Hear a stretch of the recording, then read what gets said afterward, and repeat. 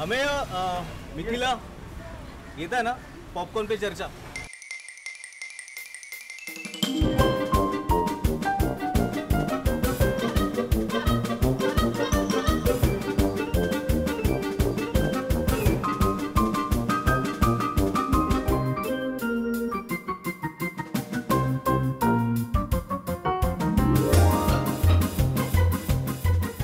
हा असा गोड गोड का होता आपल्याला?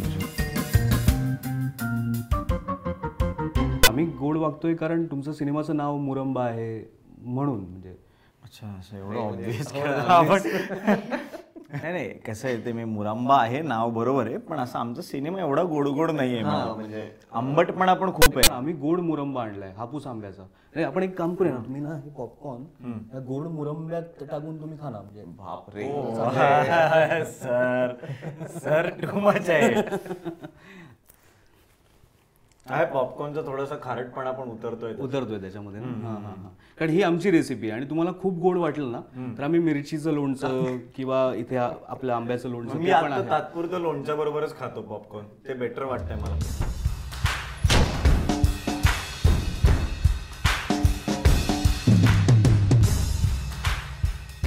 जे आता ट्रेलरमधनं पण असे बाहेर येत आहे की ते आलोक इंदू हे कपल आहे आणि ते 3 वर्ष एकत्र आहेत आणि आता दोघांच्याही घरच्यांना माहिती आहे आणि दोघंही तयार आहेत घरचे. आणि आता ऑलमोस्ट असं आहे की 1-3-4 महिन्यामध्ये साखरपुडा आणि पुढच्या वर्षी लग्न करूया असं सगळं सेट असताना त्यांच्या काही डिफरन्सेसमुळे ते ठरवतात की आपण ब्रेकअप करायचा. आणि मग ते इव्हेंच्युअली घरी कळतं स्पेशली आलोकच्या. आणि मग काय होतं आणि ते आई बाबा ते ब्रेकअप काय पद्धतीने हँडल करतात अशी ती सगळी फिल्म आहे. सो असा तो मुरंबा आहे जो मुरत जाऊन इव्हेंच्युअली शेवटी गोड होतो. ओके म्हणजे असं गुडी गुडी गोड गोड असं नाहीये. असं नाहीये.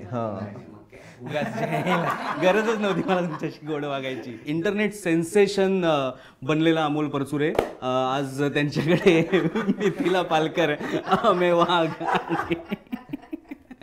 सॉरी इंटरनेट सेन्सेशन खरं तर मिथिला पालकर आहे आणि हे सगळ्यांनाच माहिती आहे. पण अमेय तू ह्या सगळ्या पॉप्युलॅरिटीमुळे तुला वैताग येतो काय वेळेला की काय सगळं लक्ष हिच्याकडेच आहे. म्हणजे ट्रेलर बघितलं तर कमेंट्समध्ये सगळं मिथिलाबद्दलच बोलताय. ऍक्च्युली मला बरं वाटतं कारण मला असं वाटतं काय तिच्या निमित्ताने का होईना लोक माझा सिनेमा बघतील कुठलं तरी. माझं नाटक वेब किंवा सिरियल मध्ये बरं झाले पण ती सिनेमाची जी सक्सेसची चव असते ना ती कशी असते मला माहिती नाही.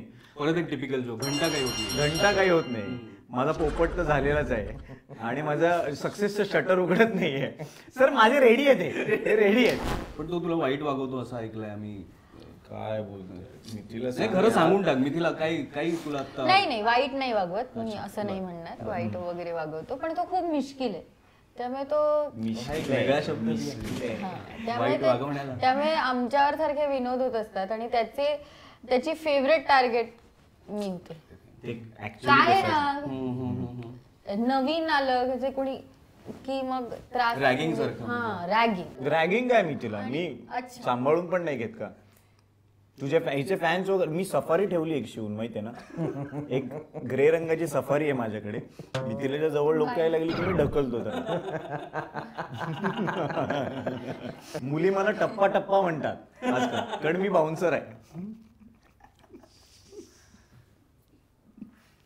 असे जोक नाही आहेत मुरंबामध्ये तर इथे चालतात ना. पण आणि कसं आहे की हेच जोक सुरू असायचे आणि त्याला असं वाटतं की तो खूप फनी आहे कारण क्लिअरली आमचा डिरेक्टर खूप अम्यूज होतो पण मला अजिबात त्याच्या जोक्सवर हसायला येत.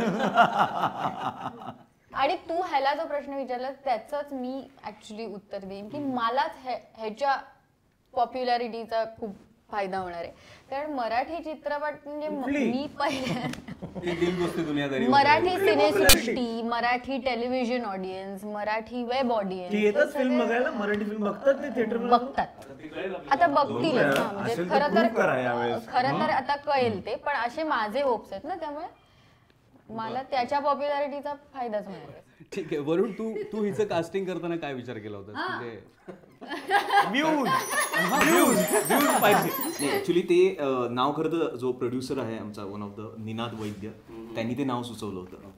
आणि अगदी खरं तर असं झालं होतं की मिथिला मला भेटायला आली दशमीच्या ऑफिसमध्ये आणि मी तिला पाहिलं आणि मला असं वाटलं की ती खूप लहान दिसते.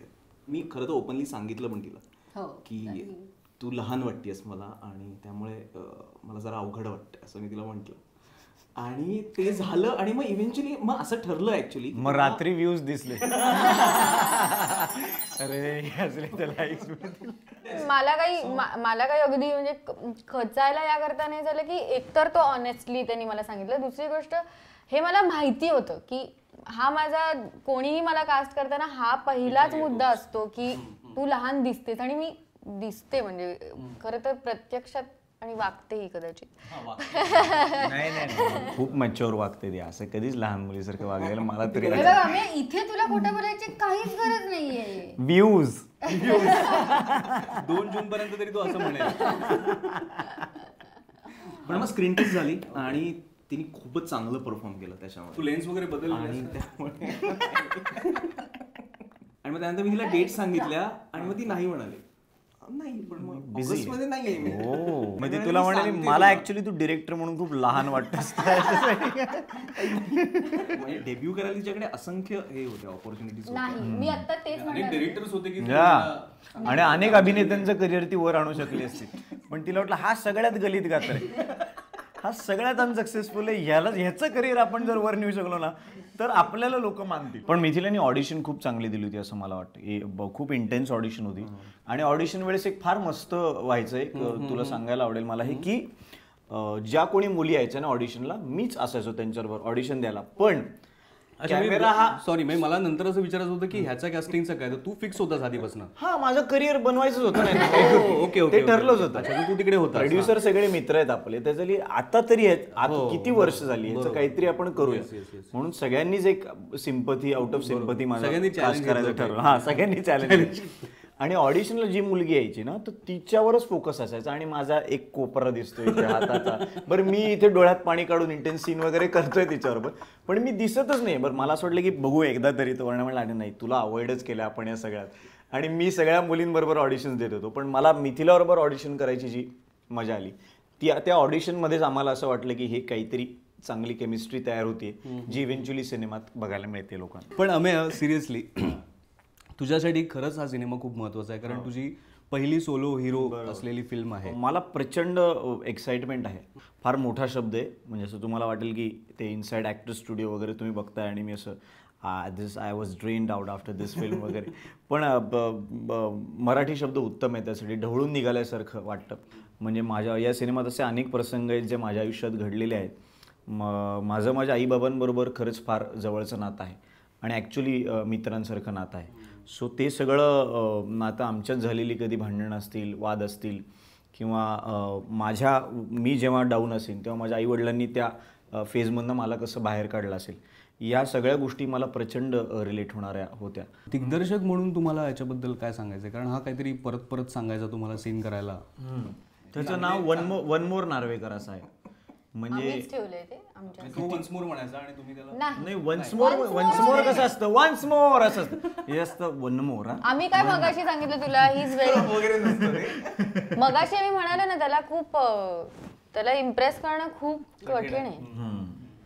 म्हणजे कितीही जीव लावून तुम्ही एक सीन केलात आणि आपल्याला असं वाटत असेल की हा माझा बेस्ट टेक होता, तर तो उठेल आणि मग म्हणेल की चांगला होता पण अजून एक. तू ह्याला आधीपासून ओळखत असल्यामुळे कदाचित तू मिथिला तर गातेच, ते माहितीच आहे सगळ्यांना एवढे व्ह्यूज असल्यामुळे आपल्याला, पण अमेय पण गातो हे तुला त्यामुळे माहिती असावं आणि म्हणून तू त्याचा तसाही वापर एक गायक म्हणून करून घेतलास. ते ऍक्च्युली क्रेडिट खरं तर या ज्यात ऋषिकेश जसराज आणि सौरभनं जातं. ओके. त्या तिघांचं खरं तर म्हणणं हे होतं की आपण अमेयकडनं ते पहिलं गाणं हे करून घेऊयात. म्हणजे ते नाही आवडलं लोकांना, ते म्हणतील चुकतंय. एक्झॅक्टली. असं त्यांचं करिअर बरं चाललं होतं, ते तिघांचे करिअर खूप बरं चाललं होतं, त्यामुळे त्यांना म्हटलं रिस्क. मी तुला म्हटलं ना सगळ्यांनी चॅलेंज घेतलंय, त्यामुळे त्यांनी काय होईल याच्याकडनं याला गायक बनवता येईल, चले याच्याकडनं गाऊन घेऊ. तू म्हणून दाखव एकदा ते गाणं सगळ्यांना. मिथिला पण माझ्याबरोबर गाते हे गाणं, कमॉन मिथिला. मी किती गोडवा येत होत्या सगळ्यात आणि या व्ह्यूज म्हणजे बेसिकली फक्त त्या गाण्याकरता घेतलेलं आहे मला या सिनेमात. 1 2 3 स्टार्ट. चुकतंय चुकतंय सगळं चुकतंय, चुकतंय चुकतंय सगळं चुकतंय, वाऱ्यालाही फुटलाय घाम, बाप्पा लावतोय डोक्याला बाम, पृथ्वी म्हणतीये दुखतायत पाय, कोण जाणे काय चाललंय काय चुकतंय. फक्त तालीम केली आहे 24 तास गाण्याची, तरीही बेसूर गॅरंटी. बरं मी आता वेगळं आणखी मिथिलाला गायला सांगत नाही, कारण तिला खूप ठिकाणी अजून गायचंय. खरंय. खरंय. पण तुला गायचंय, पण ती म्हणते मला गाणं म्हणायचं म्हणून. ती म्हणते ते मुरांबा. हा. आणि ते एक मध्ये ती एक जागा आहे ना, ती मी तुला सांगतो ती काय जागा आहे ज्यावर पोरं घायाळ होतात, ती मी पटकन पॉइंट आउट करतो गाता. कधी कधी ना जगण्याची छोटी होडी वाऱ्याने हलते थोडी. खरंय ना कधी कधी ना आयुष्य घालते कोडी, आणखीच वाढते गोडी. खरंय ना तुम्हीच सांगा असे होते ना, छोटीशी गोष्ट उतू जाते ना, कसंय की हसताना रुसताना नात मुळत. खरंय ना मोरांबा मोरांबा आंबट गोड जरा, मोरांबा ताटामध्ये असलेला बरा, मोरांबा तिखटाच्या सोबतीला बरा, मोरांबा चाखायची घाई नको, मुरू दे तर खरा.